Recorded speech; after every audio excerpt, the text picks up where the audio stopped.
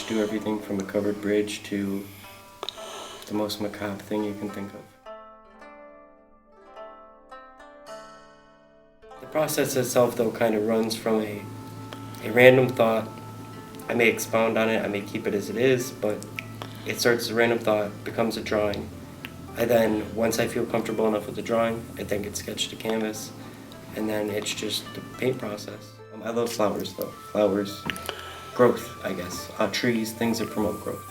I do commissions quite frequently, so usually I'm not able to do what I prefer as much as I'd like to, but my preference would probably be lotuses, more things that are symbolic to me in my lifestyle. Things that are symbolic to me are a lotus, simply for the reason that it grows in the dirty part of the pond, rises all the way up, and when it hits the top of the pond and it looks for that sun, and when it finds the sun, it blossoms into a really beautiful flower. If you could tell me a little bit about the process of doing an album cover.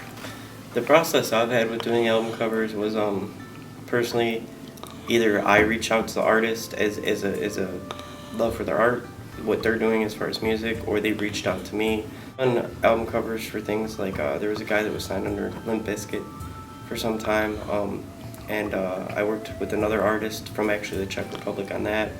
I did the cover, they did the inners of the album, but that's usually a collaborative effort between either the musician liking the artist's work or the artist liking the musician's work. They come together, and but again, music is very much like art and becomes independent, so it's kind of reached between the two. Well, tell me about the Rock Hall then. They basically pulled 50 artists, this was right after Les Paul's death, to paint Les Paul's, and they were auctioning them off to provide for, again, the Cleveland Music Settlement, the Rock and Roll Hall of Fame, the Greater Cleveland Film Commission, and I believe the United Way. I was one of the last artists to enter, and obviously had ended up in there.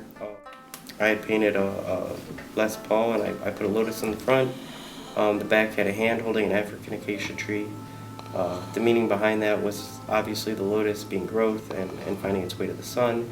The African acacia tree is a really interesting tree to me because the tree itself is hollow, and the ants actually live inside the tree and they protect the tree. So anything that tries to get to the tree, the ants actually attack. I find that really interesting. It was entitled Sunset Lotus. But it was a great project to be involved in. You know, the Rock and Roll Hall of Fame is a nice thing to have on your resume. So it was a fun project, and it brought Beulah on the map a little bit too. You know, it brought Beulah into a different light that somebody currently from Beulah was doing that. And one of the other things that where the Cleveland and the Ashtabula bounds have been broken is the Lakeside kids have put their art into I believe it's Cleveland Hopkins Airport, and so they're in an international airport. And I believe it was Chris McClure that had gone through there and noticed that out of all these kids and all these schools from Greater Cleveland to here that had entered, there was nobody knew what schools they were coming from, and they just were picking them. Yet when you walk through Hopkins, it's Ashtabula, Ashtabula, Ashtabula, Ashtabula, Ashtabula. One thing I'd like to say about the state of art in Beulah is we have the most, to me personally, if you take our population being 20,000, we have more well-talented, untapped artists, and we're just in a way smaller area, and a lot of us are learning how to break outside the boundaries of the city itself.